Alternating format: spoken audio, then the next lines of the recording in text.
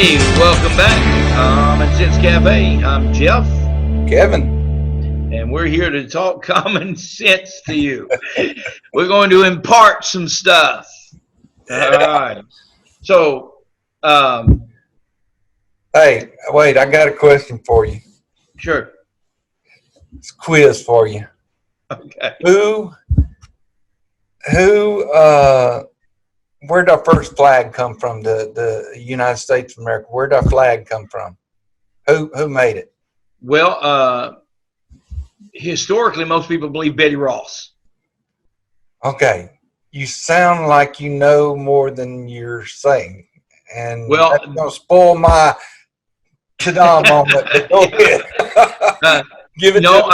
I recall that there is a different story to that, and I can't remember it exactly. So, but Betty Ross is attributed for the sewing of the first flag, but I don't believe that's completely accurate, is it? Supposedly, her grandson, almost 100 years after the flag was in place, her grandson claimed she did it. And that she created it she made it with from a sketching that George Washington gave her of the flag. And there's no proof in all of George Washington's records that he gave her anything, a draft or anything about that. And there's just absolutely no proof for it. It's kind of spoils the romance of the flag coming into being.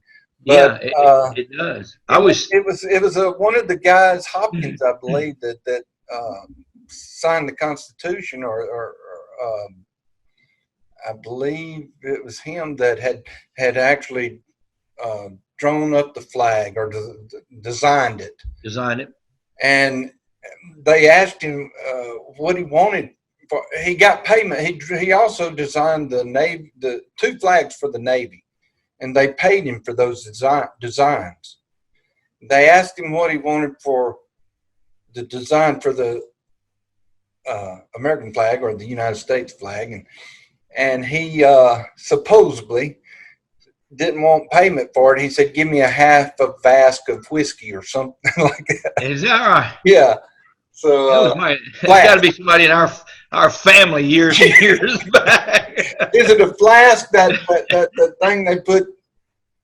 Yeah, small. The smaller, things you could put in your pocket would be called a flask. Yeah. Oh, the little metal thing you put in your pocket. Mm-hmm. Okay. He may have wanted a half a barrel if he's part of our family.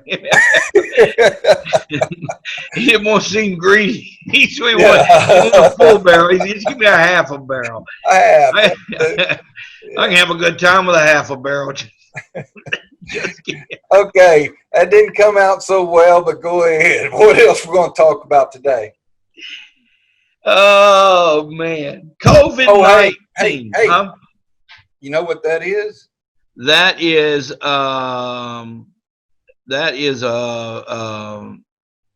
a cap. Second Amendment hat. Yeah, Second Amendment cap. That's right. Remember. Second Amendment. Second Amendment. Yep. Absolutely. Yep. And you got to get you one. Yeah. Where'd you get that? Ordered it online. You ordered it online? You know what would be cool? What? Is if we had a sponsor that offered those through our Common Sense Cafe website. There you go. Maybe we'll hook somebody up. Hopefully, with that. Maybe we'll talk.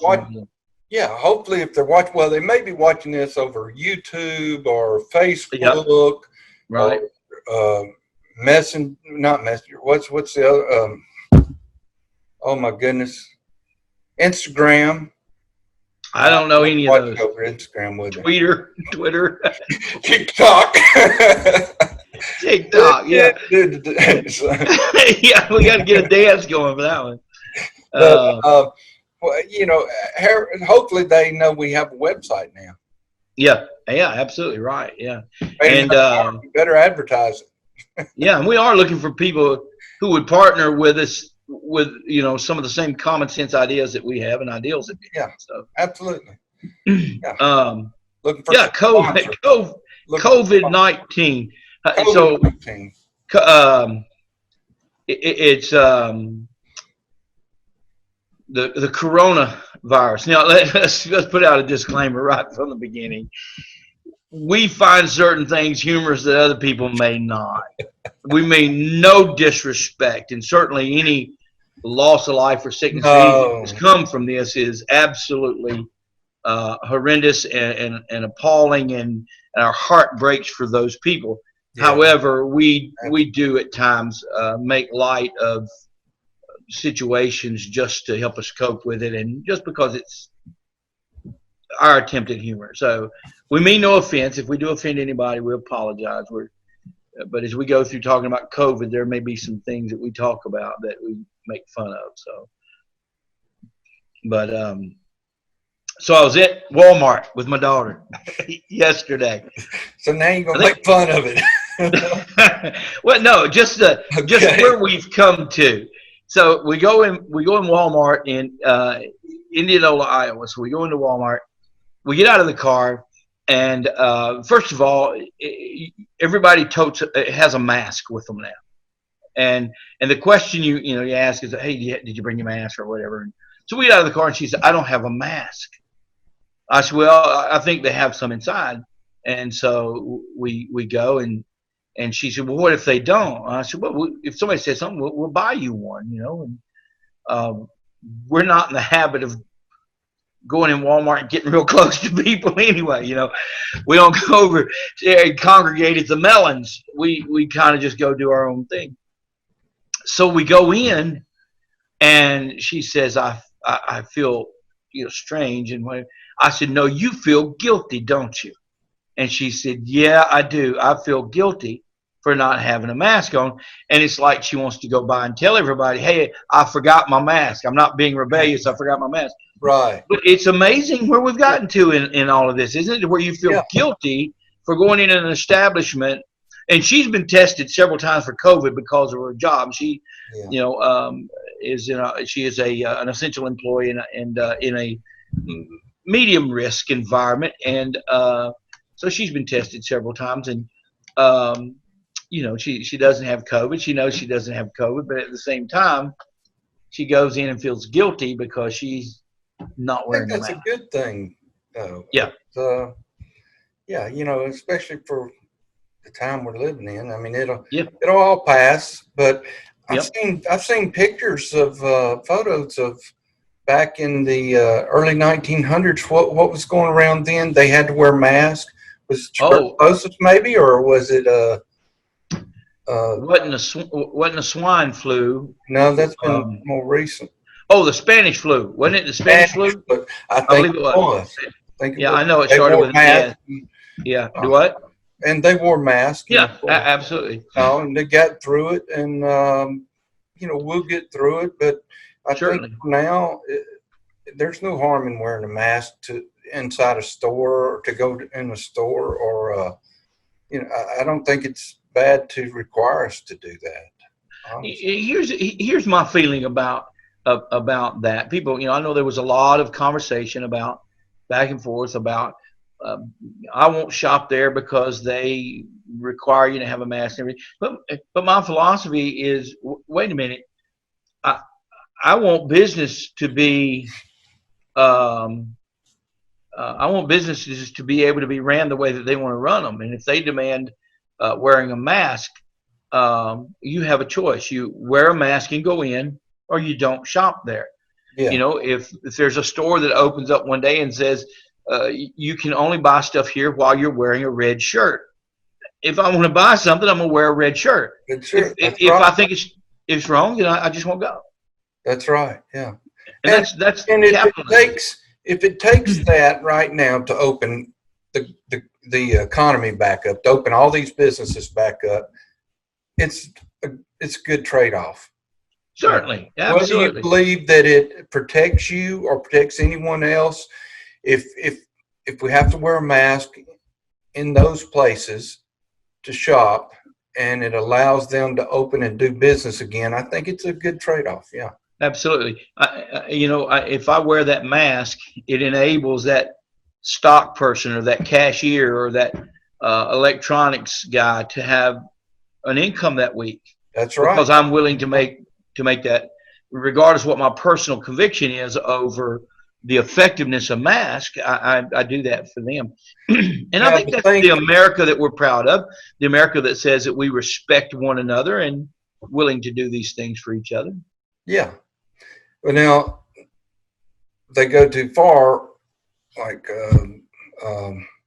Biden is saying he would have everybody wear masks even outside. Well, that's getting far-fetched, you know. Well, the thing about that is that there's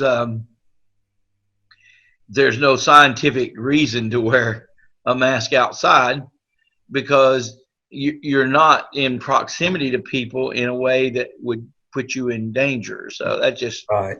doesn't make a lot of sense. But it's changed the way everything works, though. I mean, our shopping is different, our restaurant experience is different, our conversations at church are different. I can tell you that before all of the masks were being worn, and I went to Walmart, ridiculously, I suppose, there are times when I would have to pass somebody in an aisle, and I would hold my breath until I got to the other end of the aisle, because you just didn't know, and I did I that wasn't. before COVID.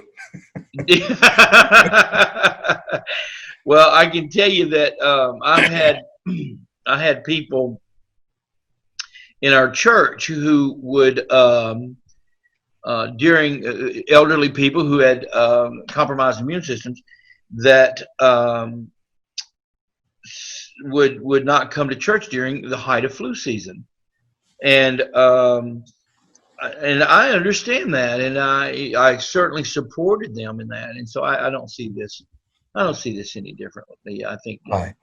we can support people in that. But I mentioned at the beginning of one of our I think our intro video, our welcome back video here a couple of videos ago, I talked about this summer I did announcement for high school girls softball.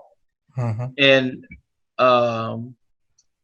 so the COVID restrictions were in place. So if one of your teammates was positive for COVID-19, your whole team had to be quarantined for 14 days, and you couldn't play, of course.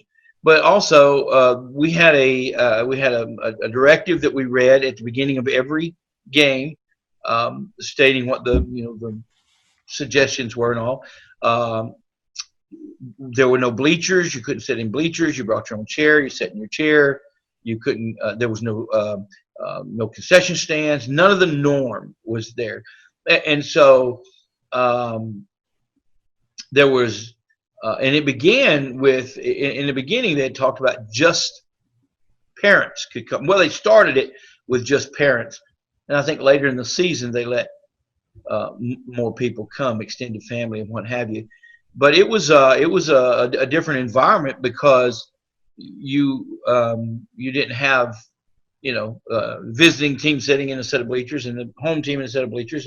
The girls couldn't high five each other after the game.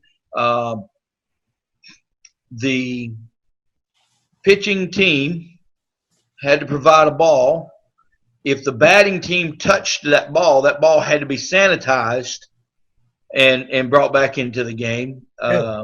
Umpires didn't hold balls and throw out whenever. No, and so each team provided their own ball, and they stood on the baselines and waved at each other when the game was over.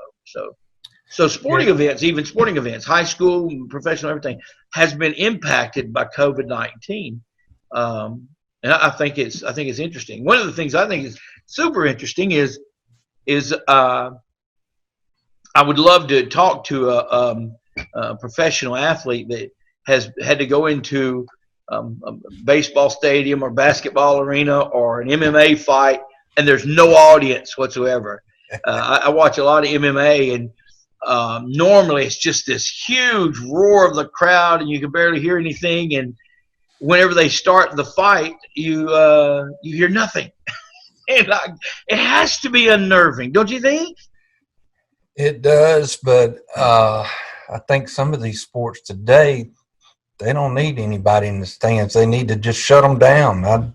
I'm so sick of it. I'm telling you, the NFL and the NBA especially. You know, Did you see the latest with the NBA they where have the where the Black Lives Matter written on the floor. Is that what you're but talking about? that too, but there was a black Oh yeah, ball player that used a very racist term toward a white ball player. yep, And I was reading a sports columnist who happens to be an African American, and he was said, "Hey, wait a minute now. If that would have been reversed, that guy'd be suspended for the rest of the year, and then y'all not going to do anything to the black guy for calling the white guy a yeah, racial slur." oh He yeah. said Don't this let is anybody. a double standard in it, and racism has to be dealt with on every level. So, Privilege is. They talk about white privilege. Honestly, black privilege is what we've been living with. They can say anything. They can talk about anybody. There's affirmative action to get them in school, to get them in jobs, to get them grants. You can open give them grants to open businesses. I'm telling you, you know, I'm not. I'm for everybody having the same opportunities. What you make of those opportunities is up to you. yeah, But to privilege someone over someone else just because of their skin color uh, is wrong, whether it's yeah, black, white, yep. or whatever. Yeah, You, I'm a big fan of Ben Carson, who is a neurosurgeon, and I love his story of how that he, um, I think the story his mom may have been a single mom, I believe, I yep, can't remember exactly, and worked a lot of long hours and everything to allow him to go to college, and she made him come home after school, and and so much of our advantages in life don't come from the color of our skin, but really come from the culture of the family environment and the culture that exactly. we create around us as we begin to get to that place to where we move forward in our own careers. Um, His mom you know, didn't care what the neighbors were doing. yeah, His right. mom didn't care that every kid in school got to go to play outside till 10 o'clock at night and then come in and go to school the next day. She made them come in, study, read. She was just and she didn't have an education from what I remember reading. I Right. read the Yeah. book. That was one of the first books I've ever read that all the way through was Gifted Hands by Yeah. Ben Carson. If you haven't read that book, you need to get it. It's Yeah. so inspiring. It's a great Yep. book. Yeah. He's just a good, hardworking man, very intelligent Oh man. yeah, yeah. Um, you know, um, He but didn't have good break. He didn't have lucky breaks or affirmative action. He had a mama that pushed him, not yeah, only pushed him, but demanded from of him to do his best. yeah, and he had a good work ethic, work, and that that matters. But we've seen in this post COVID-19 era. Well, it wouldn't be post COVID, but this present COVID-19 era. That and this, I think, this is the one of the underlying issues we find in every part of our culture, and that is misinformation, um, and trying to sort out what is real truth and what is uh, there was so many in the beginning. It was like nobody knew anything, and so every time something new would come out, somebody had a new thought, it became truth, and that Right truth about was, COVID. yeah. In the COVID, I mean, in the beginning, um, masks weren't beneficial. They weren't beneficial at all. Mm. Uh, and then later on, they became extremely beneficial. And some people said It was transmitted this way, and this treatment would work, and that treatment would work, and this treatment won't work. And it was all kinds of just confusing information, and I believe it caused so much division among people. That once again we have this divisive thing in our lives. So we have so to create a complex environment for this upcoming election, we have COVID-19, um, misinformation, inaccurate information, all the same thing with racial issues, uh, with systematic racism and everything. The same thing with politicians' records. One of the most problematic issues that we have in America is that people take misinformation and process it to become truth. Well, they do no research, they do no follow up, they don't do any kind of um, searching it out for themselves. They just take it, they swallow it, and there it is. And it causes so much division. And COVID-19 is just a perfect example of that. So, Yeah, it's when you listen to okay, let's just say the president. When you listen to the president speak, and you watch him live giving a speech, and then you turn on the news and hear them say this is what the president said, and you just heard it, and you know that they have twisted the truth, or they've either omitted part of the truth, or just something to make it look so much worse than what was actually said, or to give it a whole different intention altogether and a new meaning. You can take yeah, the same sentence, put different emphasis on the different words, and create a new emphasis as yep. to what a new intention as to what the person was saying. Yeah, when we were kids and you were picking on me, I'd go tell Mama, and she'd say, tell him I said, leave you alone. And I'd come back and say, Mama said, you touch me again, she's going to whoop your rear end. Well, that's not what she said. Well, that was my Right, right. interpretation of what she said. And I wanted her to say that. So, Well, but let me get us into some hot water here. Now, my girlfriend is in the medical industry, and so she will probably disagree with some of the things that I say. And well, my girlfriend's not in the medical industry, so go right ahead. I'm all right.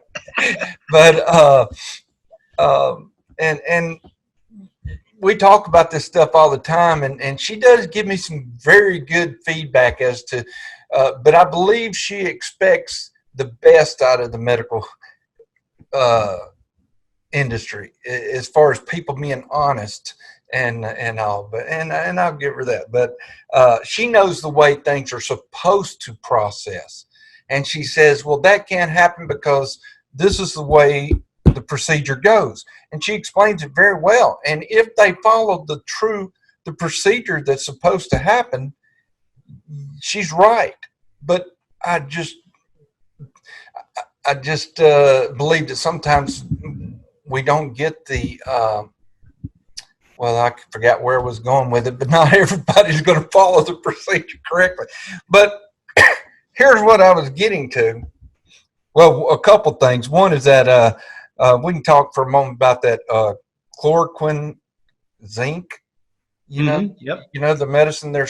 They say, or President Trump said it should work, and a lot of medical people have said it could work, and it does work. And It's a medicine that fights malaria, yeah, if I'm not absolutely, mistaken. yeah, malaria, lupus, some kind of arthritis. So it's been used for years Sure. as an antivirus type medicine. So maybe it works, maybe it doesn't. Maybe it works on some people, maybe it doesn't work on others. And I should say right up front, because she would stress this, is that it can be dangerous. It needs to be administered by a doctor and all. But what do you think about this? They just go out of their way. Here's my thoughts on it. They go out of their way to prove the president wrong to start with. If he'd have said, uh, if he'd have said just something else, or if he'd have said that chloroquine doesn't work, they'd be jumping on the bandwagon. Yes, it does, and he's wrong. And why is he saying that when all the medical people say it does work? And so they're back and forth on that. But the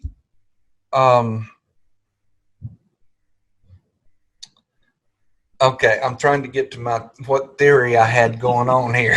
I get sidetracked. like Cindy says, there goes a squirrel. Yeah, right. But the this medicine, instead, they've got some new medicines that they're coming up with, new vaccines and all, and this drug is cheap. I can't remember how much. It's just Dirt cheap. cheap. It's an inexpensive drug. It's been out there forever. You can see why the medical field or why the pharmaceutical field wouldn't want you to use that, because they want to develop a new drug that's going to cost you 10 times or 100 times that much money. Now, I'm getting into conspiracies, and I'm not a conspiracist, or is that what you call them? Conspiracy? I think maybe I you. think that's, Maybe hey, that's what it is. I think we'll accept that. I use a word that's more than 5 letters long. But I don't believe in a lot of conspiracies. You got some wild ones out there. I mean, about 9/11 and this stuff, But, I just honestly, there's some things about this COVID virus that how it got started and the cure for it. I just think there are some things out there that have ill intentions and may not be so open. Well, I think that's the key. That when there's a lack of transparency, that's where it is fertile ground for conspiracy to grow. And Right. when there's a lack of transparency, and not only lack of transparency, but misinformation, intentional misinformation. But I think you bring up a good point about if the president would have said it worked, they say no, it doesn't. If he would have said it doesn't work, they'd have said yes, it does. And it goes back to the politicizing of everything. I mean, Oh yeah. so we have this disease, and it has become extremely political. It's a very political disease now. But then sports has become the new political platform. Oh. With the whole kneeling down and protest and so forth that's been going on for 2 or 3 years, and then now with the Black Lives Matter emblem being painted, and so what we find is that it seems like every thing that comes around in our society, anything that has national attention, becomes very, very politicized. And people, whether they like to believe it or not, politics is simply a byproduct of a financial struggle. Big business wants more money. I tell Kim sometimes, and maybe I'm too much the skeptic, but to think that that doctors are in it strictly to help people is a misnomer. There's a dollar sign behind it. Same thing with the pharmaceutical company. Same thing with nursing industries, insurance companies. All of this, they're out to make money. Business is out to make money. That's what business does. And politics is one big business. So everything becomes politicized. And so now it doesn't matter. Tomorrow we could have a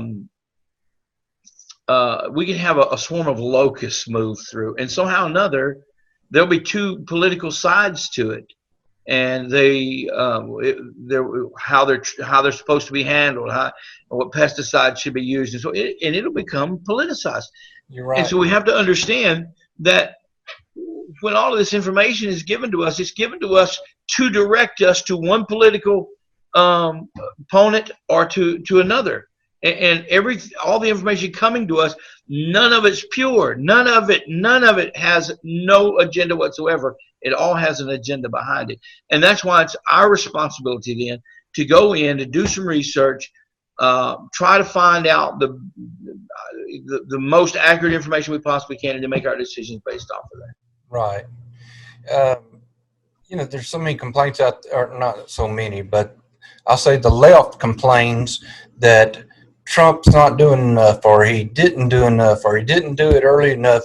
And then they turn around and say, well, this is such a new a new pandemic. We don't know everything about it. Well, try managing a nation when that has an epidemic that doesn't, or a pandemic that no one that knows the exact answer. You try one thing for a while, you try another thing for a while, you listen to this person for a while. You know, who do you listen to? And Yeah. president's in that situation too. You listen to this doctor, you listen to that doctor.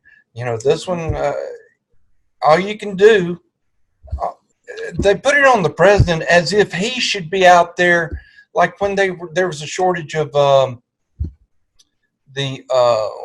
what is it, the breathing machines, Yeah. The respirators. respirators. There's a shortage of that. They talk like he ought to be out there making one every day. So you aren't out there uh, training them, and as if he created the shortage, as if he's not trying to get companies to make them faster. I mean, I So think he's having. let me get your input on this. Okay, um, so in times of great crisis, we've only seen it mostly in times of war. The president, the government has the right under I wish I remember the article, but there's a particular article that allows the president to take over a company and say to that company, you have to make this product for us because this is what we need. How do you feel about that? What are your thoughts? I think that there may have been a time for that in World War One, maybe World War Two, even. There was a time for that when resources were very limited, knowledge was limited, the facilities were limited to be able to Yeah, do these things, and maybe even material. I don't know, right. but Textile was limited. today there is so much invention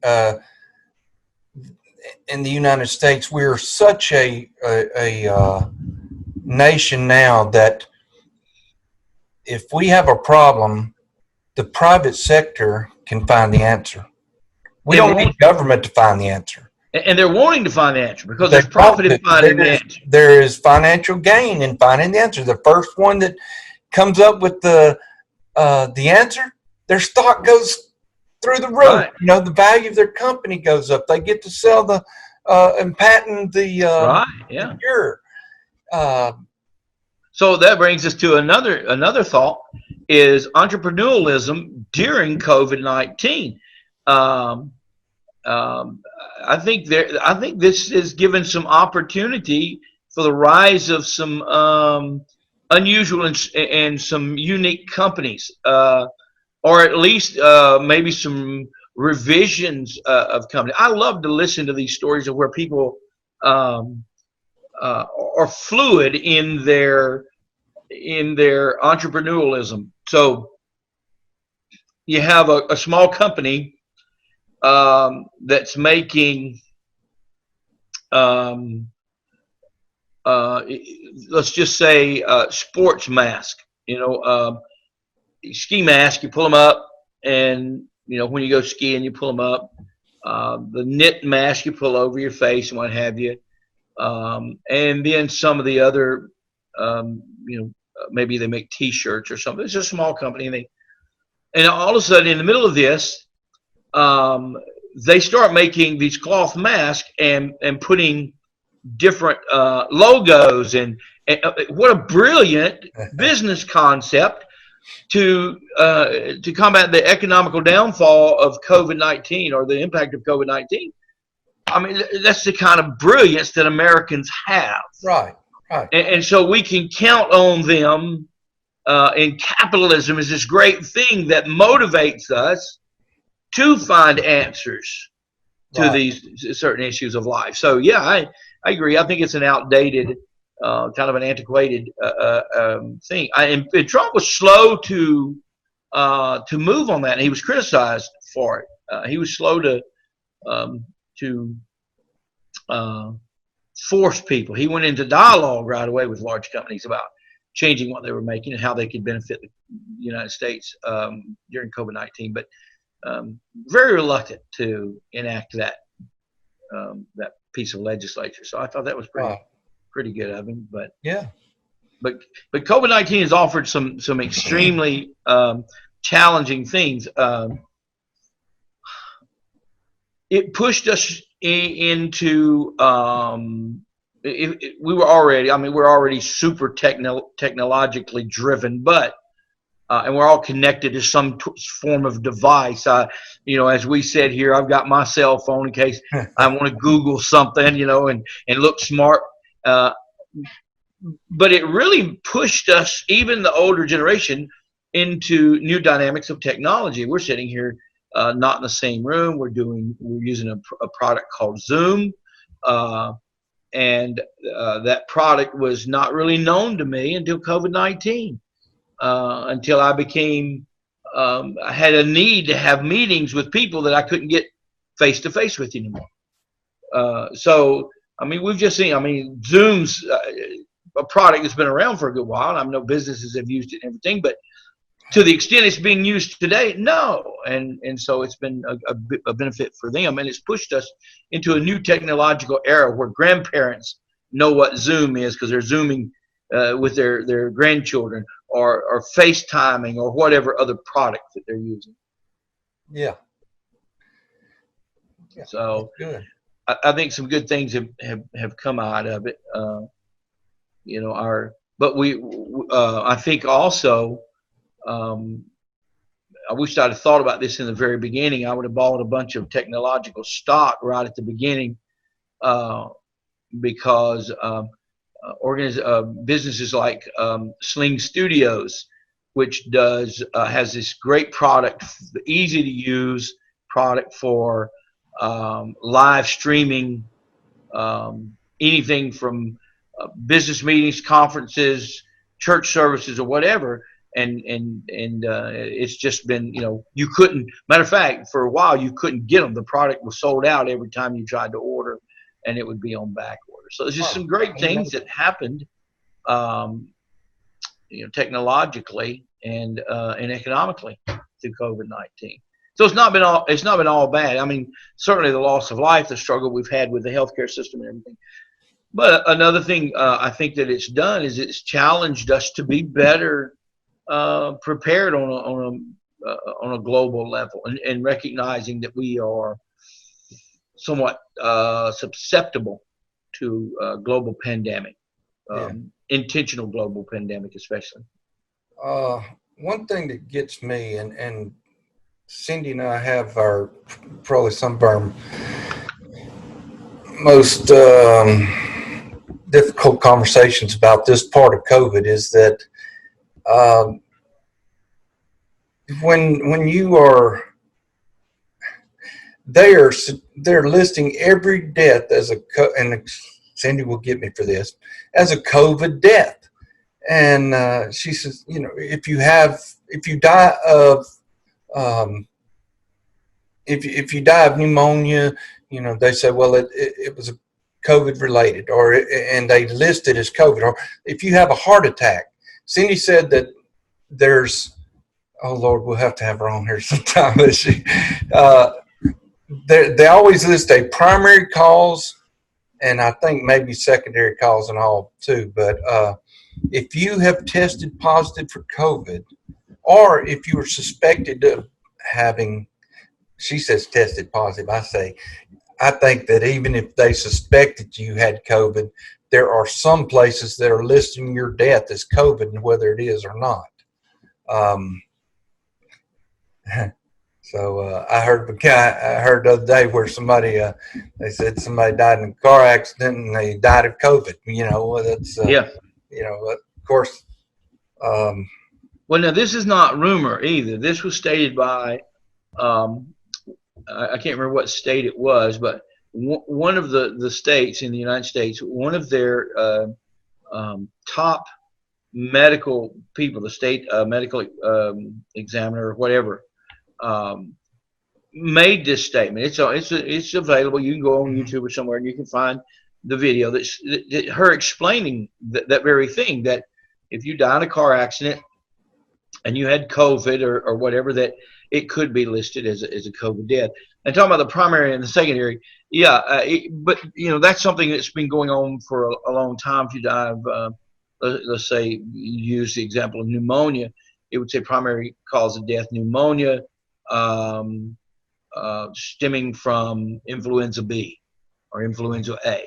Okay, so you had the flu, and then you got pneumonia and you died. And that I can see the correlation there. I can see that there's connection a strong there. correlation there. Yeah, but when you're in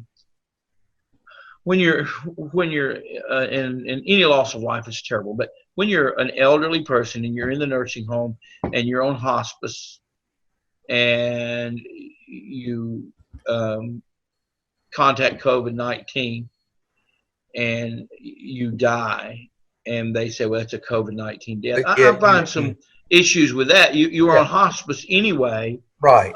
The complications of, your body was shutting down anyway.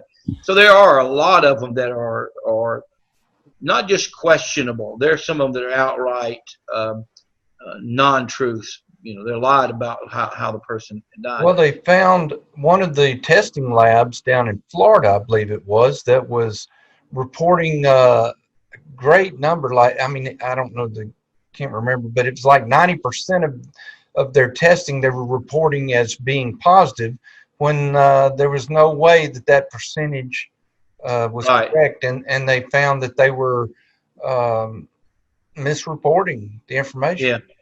Early on the tests weren't even accurate, and still now the antibody test is not an accurate test. I think it's wrong. I can't remember, maybe 60% of the time, or maybe I've got the numbers backwards. But anyway, it has been a challenging time. It's been a challenging time socially as well, because people live at different levels of, we'll say fear. I don't know if that's the right word. Different level of maybe they interpret the information differently and they make different choices. And some people have chosen to just continue to live life like normal, like nothing's going on. And then the other extreme is there's people that hole up in their house. And I seen a guy the other day riding down the road in his car with his windows up and a mask on with his dog in there. And I was wondering, well, I appreciate him not wanting to give COVID to his dog, but I don't think that. So, we have both extremes, and that's created social tension. It's created social awkwardness. Of course, you don't. It's taboo now. But in the beginning of all of this, we are a country that shakes hands with people when we greet people. That is hard. Customary and common thing to do. It is the appropriate response to greeting an individual. And yet now you don't. Yeah. It's taboo. Now I live in a very rural area, and it's not as taboo in some areas. Yeah, well, I'm in business every day, and so what do you do when you meet a business person? You shake their hand, and it just doesn't happen. It's not supposed to do that now. Of course, some people do. Yeah, and I don't. They forget, maybe they forget. Yeah, right. And I'm not one that would embarrass someone and not shake their hand. I would shake their hand, and certainly Wash. Well, Yeah. it's use sanitizer or whatever. But and that's the other thing. There's pros and cons to using sanitizer the way we're using sanitizer. Certainly, it's killing the germs, but at the same time, it's killing all germs. And our body builds up immunities to certain things in our life through the interactions with germs. And so, right now, I know it's a great thing and it's doing some good stuff, but long term, this could have impacts on other areas of our life and our health. So, So maybe it's tearing down some of our immune system, maybe. yeah, Or yeah, that's what they say. They claim that, that the immune system is built up by interaction with germs, and when we're killing all the germs, then especially with our children, it was one of the things that they were saying. But yeah, so there's just a whole lot of social awkwardness going on right now. Even with family, you don't. My little grandson, they, my his parents told him said we're going to go out to Noni and Papaw's house, and he started crying, and they said, "Baby, what's wrong?" He said, "Oh, because of COVID, I can't hug anybody." So, that's yeah, pretty good. Yeah. yeah, yeah. Oh my goodness. But Well, sometime we'll have to get into what I want to see what your thoughts are on how it really started. Where did it come from? I'm not so sure. Uh, I may be a conspiracy. What do we say? A conspiracist? I may. yeah, I yeah. may be one Well, of those by the time we're through. Because man, I don't know. That's some really tough questions out there today about where it came from, how did it get started, and who developed it, or you know. I think it behooves us to always um, ask tough questions of ourselves. Um, Sometimes those tough questions come in the form of um, am I willing to look foolish in front of other people to ask the tough question? Is there a possibility this was not an accident? I think it's a question. I think We it's a live in a legitimate world. question. Yeah, we Yeah. live in a world today where some people will do the unthinkable Yep. to get ahead, Yeah. and we see that in our nation, certainly in other nations that don't have the moral standards that we have been that our nation was established on. Hmm. Not that those moral uh, standards are still applicable today, but so we would wrap this up, huh? Yeah. Let me tell you one more grandson story as we Okay. close out. So I got my new boat. I wanted to take my grandsons fishing, so their dad brought them down. Dad, mom brought them down, and we went fishing. And my grandsons were super excited. Never been fishing before. Never caught any fish. And so we go out. We get in the boat. We go out to this one spot, and sure enough, we get on a bed of what we call brim back home, bluegill or whatever they call them here. But so my grandson pulls one out. This is my 7-year-old grandson, Emerson, and he pulls it out, and I take the hook out of his mouth. We take pictures and everything, and then I throw the fish back. My grandson almost starts crying. He said, "Papa, you let that fish go." I said, "Yeah." He said, "But I was hungry." He thought we were going to eat him right then and right there. He's Oh, really hungry. he was So, hungry. so he told me, he said, "But Papa, I was hungry." So, That's good. uh, well, Kids listen, are so it's been cute. good. I think, um, you know, a good discussion about where COVID came from is, We haven't uh, solved any world crisis yet, but no, no, but we have been given some good good common sense stuff. Just, look at the world for what it is, and don't swallow every little bitty thing that comes along. I tell you what, I may end up Yeah, getting us in trouble over the next few months because I've had some thoughts on different issues that are you don't normally say. It's there are some things out there that everyone thinks about, but nobody will say it. nobody wants to talk about it. I'm And just you're about ready ready to to talk say about it. it. Yeah, uh, yeah. uh, Well, I think that's all right. I think it's okay to dive into it. I think every subject can be approached with a level of respect that um, allows us to uh, cause people to understand that we're not. There's no attempt at being offensive. right. And if they do take So, offense, it's because of personal experiences, not because of our intent. So right. And you can experience something that someone else has, but on a different. Let me say this again. You can um, express something that you went through, which doesn't take away something someone else went through. absolutely, that's right. Because you're talking about your own experience, not about you're not making blanket statements about the way things are. You're just saying, in my experience, this is what's happened to Right. me, and it If I was doesn't to negate. talk about how I saw the growing up in the period of busing versus what someone else saw, well, just because I give my point of view doesn't mean their point of view is wrong. It doesn't Right. mean that I'm insulting their point of view. But you know what? It's time that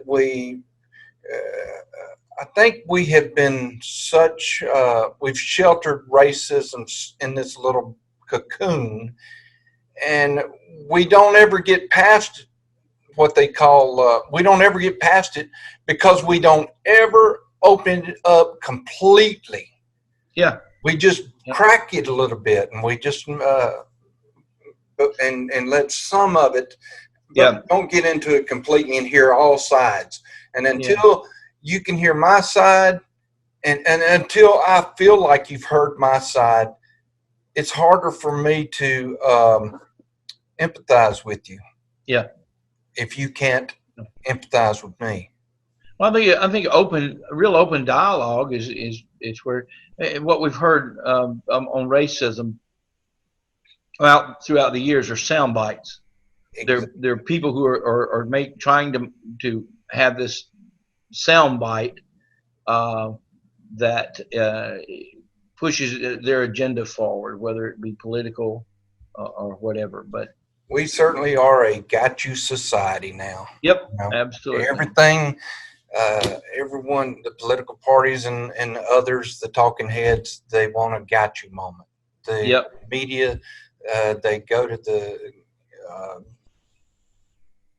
the president's speech and ask the president questions, just looking for that gotcha moment. That's it. Well, they did the same thing with Jesus during the Holy Week, um, and they walked away, saying, "Never has a man spoke like this before." But it's an old tactic. Um, they did the same thing with Plato and Socrates and all of those people. The government got into it with them and said, you're stirring up the youth, and they would offer these questions to them where they would have those gotcha moments. But Yeah. well, I think that Okay. we've got good discussion and a lot of good dialogue about all of that. So until next time, I'm Jeff. And Kevin. Content Cafe. Cafe.